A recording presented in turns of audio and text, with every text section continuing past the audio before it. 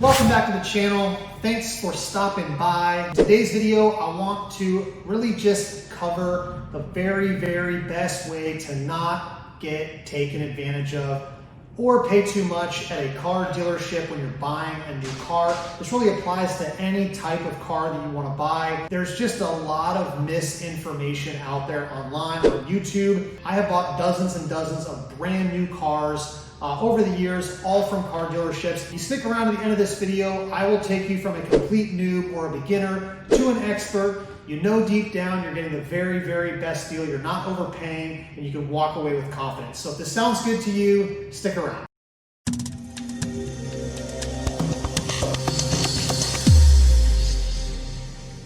Make sure you drop a comment, leave me your thoughts after this video is over with. Let me know what you think. Also, if you have not subscribed, click the subscribe button, click the notification bell. Make sure that every time I drop a new video, you get informed. Let's get into it. How to buy a car the right way. Okay guys, so how do we buy a new car from a car dealership? First up, you wanna make sure that you buy the car at the end of the month. All car dealerships have quotas. They must meet their targets, their goals. It's expensive for a dealership to finance all of the cars that sit on their lot. That car that sits on their lot, they are paying to have that car there until they can unload that to a buyer. If you go towards the end of the month and you buy your car at the end of the month where quotas must be met, they're just trying to get these cars off the lot, you're always going to get a better deal. If you try to buy a car in the beginning of the month, there's really no incentive. Sure, they want to sell you the car. Instead, you're buying it at the end of the month, a day or two before the end of the month, where they have a huge incentive to sell you that car. They're going to be much more motivated to reach their goals if they can unload that car. I would start the buying process about a week before the end of the month. Don't wait 1 or 2 days before because it's just too short of a time frame. This is going to be a process that takes several days if you want to get the best deal, not get taken advantage of. You're going to buy at the very end of the month. You're going to select the car and go through financing right at the very end to ensure you're getting the very best deal and the dealership is motivated. Okay, step number 2. If you are going to pay cash for the car, never, ever tell the dealership that you're going to be using cash. If you tell a car dealership up front, I'm gonna pay cash, they know right then and there that they're not gonna be able to tack on all of these fees. They're not gonna give you a good price. They're gonna give you a for sale price, and there's really no leverage. You've basically taken away all of your leverage by telling them that you're gonna pay cash. What you wanna do if you're paying cash is to wait until you have a final negotiated price, you're ready to go into financing, and then at this time, then you will say, I'm gonna pay cash for the car once you already have a negotiated price. But you never wanna say this in the beginning. You will kill all of your negotiating tactics and really just shoot yourself in the foot if you do this. So this is step number 2. Never, ever say that you're going to pay cash if you are. If you're going to finance the car, this wouldn't apply to you, but if you're going to pay cash, don't tell the dealership that you're going to do this. Get the best deal, the negotiated deal, which is going to be in the next few steps that I'll go over. Once you have that negotiated price, then you say, I'm going to pay cash. Okay, so step number 3. Many new buyers are either trading in a vehicle, whether it is a car that they own outright, or if they're in another lease, they want to get out of their old car. It really just depends on if you own the car outright or not. Let's talk about if you own the car, if you do not have a car payment on the car you're trading in. Most likely, you are never ever going to want to trade that car in. You're going to want to sell this car on the side, on a Craigslist, on an Auto Trader, somewhere else. You're going to want to unload that car and you want to get top dollar or the most that you can get. If you trade it into a dealership, you're going to get not that great of a trade-in price. The dealership is going to manipulate the number. If you get a really good price on the new car that you're buying, they're going to give you a really crummy price, a low ball price on the car you're trading in. So for example, if you've negotiated a really good price on the new car that you're buying, and you know that your trade-in is worth $10,000, if you then tell them, this is the car that I'm trading in, and they tell you that they're going to give you $4,000 for it, you know what the true price of what they're giving you is. And then you can make an educated decision. If you do not own the car outright and you're financing a car that you want to get out of, you still need to do the same thing. You need to do the deal first, know the numbers of the car that you're buying, and then introduce the car that you're trading in. This point is really important. If you're trading in a car, whether you own it or not, do the deal first on the car you're buying. Once you have those numbers, then introduce the car that you're trading in.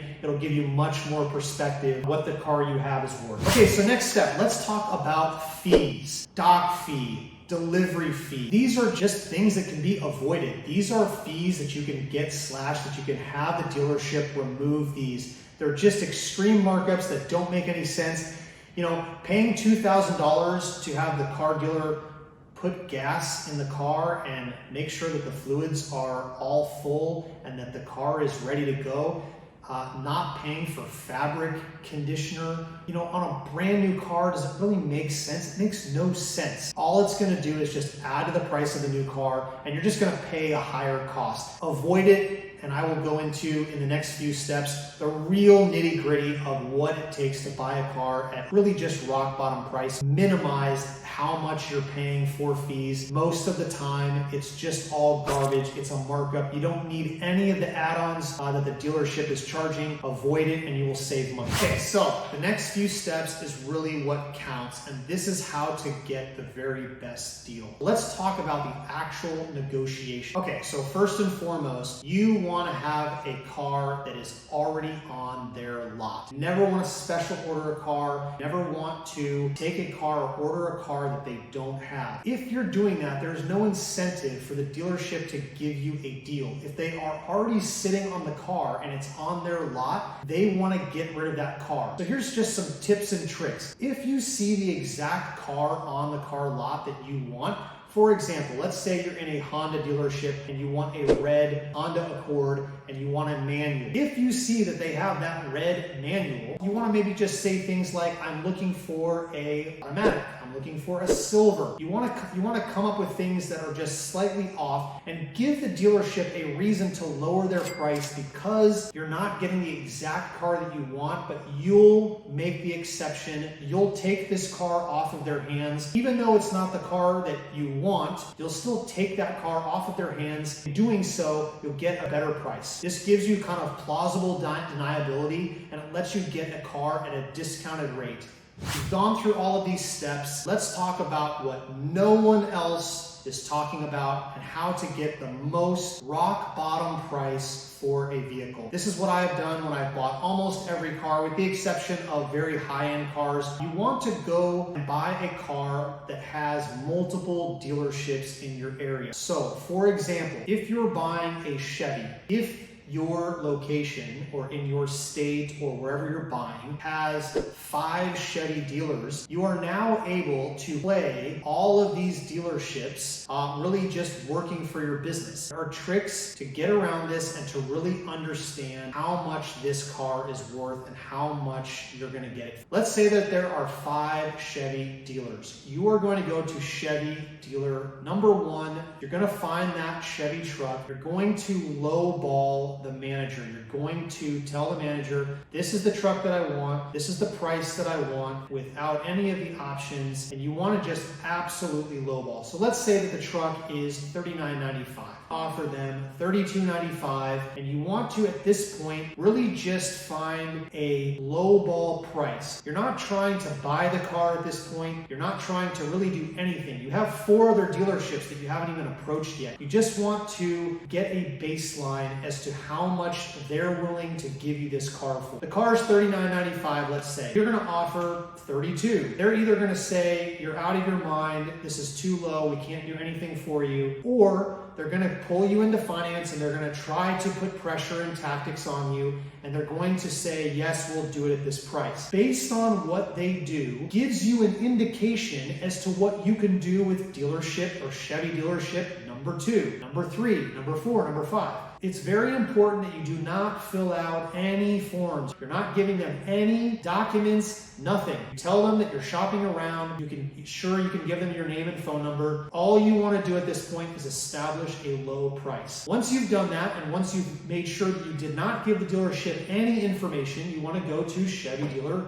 number 2. Based on what Chevy dealership number 1 told you and said to you, gives you the ability to throw a range of numbers out based on what your previous experience was. So if you offered $32,000 on this exact truck that you wanted with dealership number 1, and they said, okay, let's come in and let's do the deal, it means that they would have accepted that offer, or that you can get close to that price. Dealership number 2, you want to go less price than that. So you would say, this dealership number 1 said that they would give me the price at $30,000. Can you meet or beat this price? Dealership number 2 will tell you right then and there, it's impossible, we cannot beat this, or come on in, let's talk. You can see a pattern of what we're doing here. We're playing the dealerships off of each other. You can now start to even name dealership. ABC dealership in whatever town you're located in said that they would do it for $30. Can you beat this? If you can't beat this, I'm gonna go and get it from them. And if you do this to all 5 dealers, or however many dealers that you have, you are able to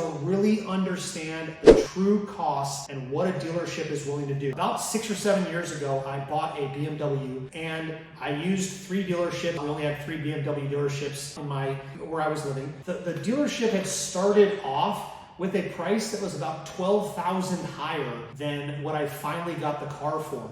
And it takes about 3, 4, 5 days of just heavy negotiating back and forth. Dealerships are trying to wear the consumer out, but if you just stay strong and that you really just are resilient and you want to get the very best deal, the dealers are here to make money. They're here to wear the consumer down, and they will do anything they can to make money. So if you just do this correctly, you're able to play dealerships, let them work for your business, and really just hone in on the very, very best price that you can get. And if you do this, I can tell you a few things will happen. Number 1, dealerships are not going to like that you're doing this. So they're probably going to get frustrated and irritated with you. This is really a business. Someone's going to get taken advantage of. It's either you or the dealership. Most people that are buying a car do not want to lose large amounts of money when they buy from a dealership, which is what happens to 99% of people that buy a car or a truck. Really, you're not going to take such a huge hit whenever it comes time to get rid of the car and trade in or buy your next vehicle. A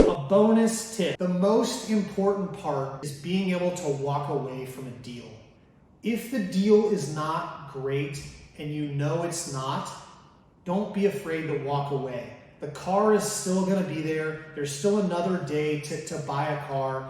These dealerships have hundreds or thousands of cars on the lot. They're ready to sell you a vehicle. Don't get taken advantage of. And the main takeaway here is just be smart, do the right thing, really just get the very best price on the car, or the new car, or the new truck that you're buying. And if you do it right, you're going to get the wholesale price, and you're going to be happy with your decision. So hopefully this all helps you guys out when buying a new car. Really, there's no one talking about this. This is my own personal experience. I've always gotten the very best deals on cars, not gotten taken advantage of. And if you just follow these steps, you guys are on your way to just really getting a great deal. So if you found value in this video, make sure you hit the like, subscribe, comment below. Tell me your thoughts. When you've bought a car, have you been taken advantage of? Have you played these dealerships against each other? What are really your experiences when buying a car? I want to know about it. It just helps the community, helps me hear what you guys are going through. So hope you're all doing great.